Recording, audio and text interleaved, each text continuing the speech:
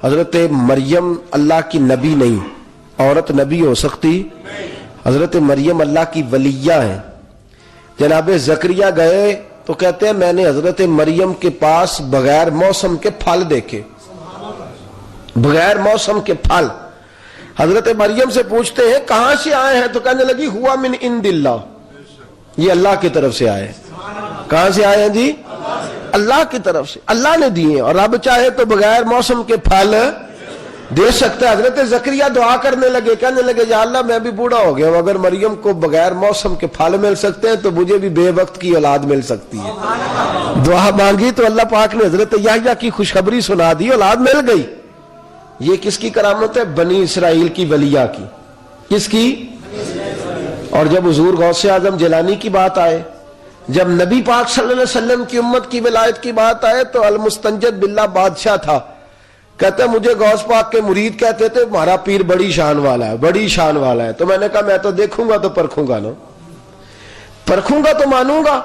کہتے میں گیا، موسم نہیں تھا سیب کا، تو میرے دل میں خیال آیا کہ میں نے جا کے کہنا ہے غوث پاک سے کہ سیب کھلائیں، موسم نہیں، کہنا ہے سیب کھلائیں، کھلا دیے تو ولی، نہ کھلائے تو میں نہیں مانتا۔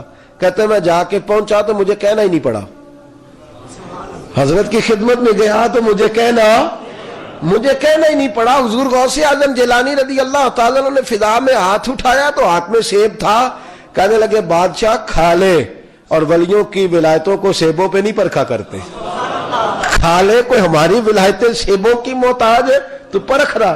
کہنے لگا حضور پہلے آپ کھائیں برکت والا ہو جائے گا، پہلے آپ کھائیں۔ حضور غوث اعظم جیلانی نے کھایا تو بڑا مزہ لے کے بادشاہ کو دیا، اس نے کھایا تو وہ بڑا اس نے حالت بری کی، پھر حضور کو کہتے حضور تھوڑا اور کھا لیں، آپ نے کھایا تو بڑا سرور لے کے، پھر اس کو دیا تو پھر بڑا اس نے نا، آپ فرمانے لگے لوگوں کو بتاتا کیوں نہیں تجھے کیا ہو رہا ہے، بول تو صحیح نا، چہرے کے رنگ بدلتا ہے، بتاتا کیوں نہیں؟ کہنے لگا حضور آپ کھاتے ہیں تو میٹھا ہو جاتا ہے، میں پکڑتا ہوں تو کڑوا ہو جاتا ہے۔ آپ فرمانے لگے میرے ہاتھ اس کے فرما بردار کے ہیں، سیب وہی ہے، جب ظالم کے ہاتھ لگتے ہیں تو کڑوا ہو جاتا ہے۔ توبہ کر اللہ کی بارگاہ میں، ظلم چھوڑ دے، لوگوں کو نہ ستایا کر، تیرے ہاتھ ظلم والے۔ حضرت سلیمان علیہ السلام نے کہا کہ ملکہ بلقیس کا تخت لاؤ، 40,000 میل کے فاصلے پہ تھا تخت، کتنی دور تھا جی؟ یہ قرآن مجید کی سورہ نمل پڑھیے گا گھر جا کے، 80 فٹ اونچا، 80 فٹ چوڑا، 80 فٹ لمبا۔ ایک جن اٹھا، اس نے کہا میں لے آؤں گا دربار برخاست ہونے سے پہلے، تو حضرت سلیمان نے کہا نہیں ذرا جلدی چاہیے، ذرا تو اٹھا۔ کون؟ عندہ علم من الکتاب، جس کے پاس کتاب کا کچھ علم تھا، علم من الکتاب، کتاب میں سے کچھ، سارا نہیں، کتاب میں سے کچھ علم تھا۔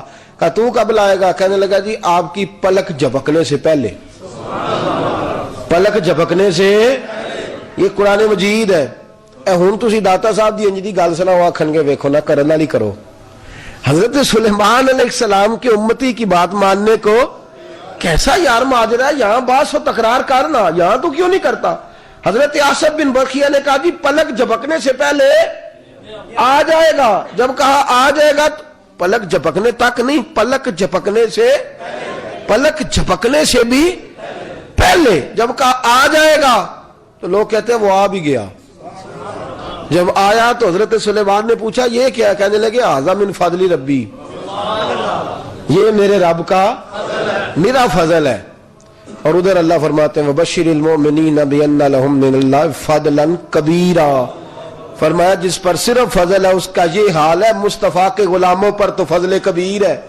حضور غوث اعظم جیلانی رضی اللہ تعالیٰ عنہ کے مرید تھے کچھ تاجر، وہ جانے لگے دریا کے پار تجارت کرنے، جاگ رہے نا آپ لوگ، دریا کے پار تجارت کرنے جانے لگے تو غوث اعظم سے کہنے لگے حضور سنا ہے طوفان آ جاتا ہے۔ آپ فرمانے لگے ایک وعدہ تم کر لو، ایک میں کر لیتا ہوں۔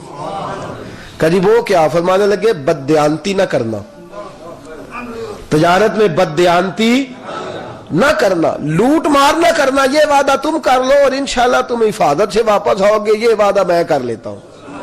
کہا حضور وہاں جاتا ہی کوئی نہیں، سنا ہے جو جاتا ہے دریا بڑا خوف، فرمایا تم جاؤ نا، وعدہ اپنے وعدے پہ۔ تاجر کہتے ہیں ہم گئے، تجارت کی۔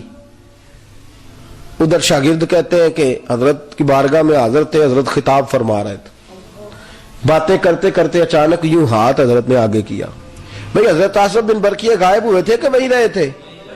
اور جو تخت لائے تھے وہ میں نے کہا کہ 80 فٹ چوڑا 80 فٹ لمبا، اور کچھ نے لکھا ہے 80 من اس کا وزن تھا، وہ گئے بھی نہیں، اور تخت آیا کہ نہیں آیا؟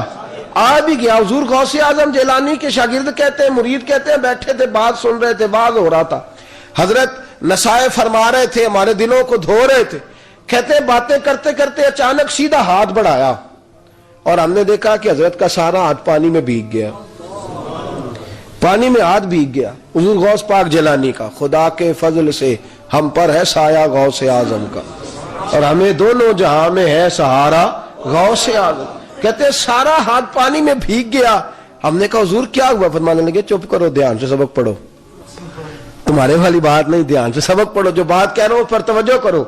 اولیاء اللہ زیادہ اپنی کرامت کا شورا پسند، اور بھئی تم چھوڑو، میں جو بات کر رہا ہوں بات، کہتے ہیں ہم نے تاریخ نوٹ کر لی، دن نوٹ کر لیا۔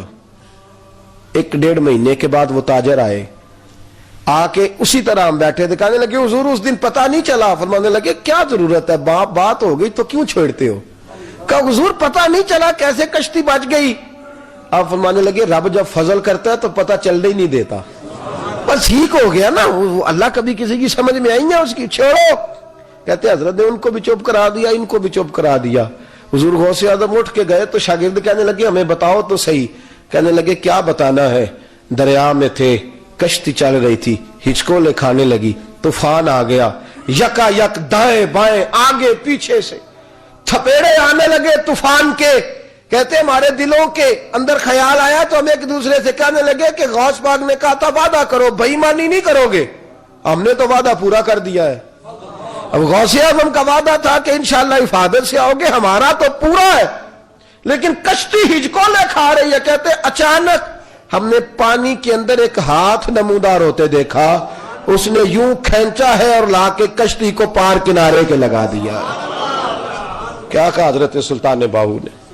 حضرت سلطان باہو فنا فی ذات ہاؤ، کتنا بڑا شخص ہے۔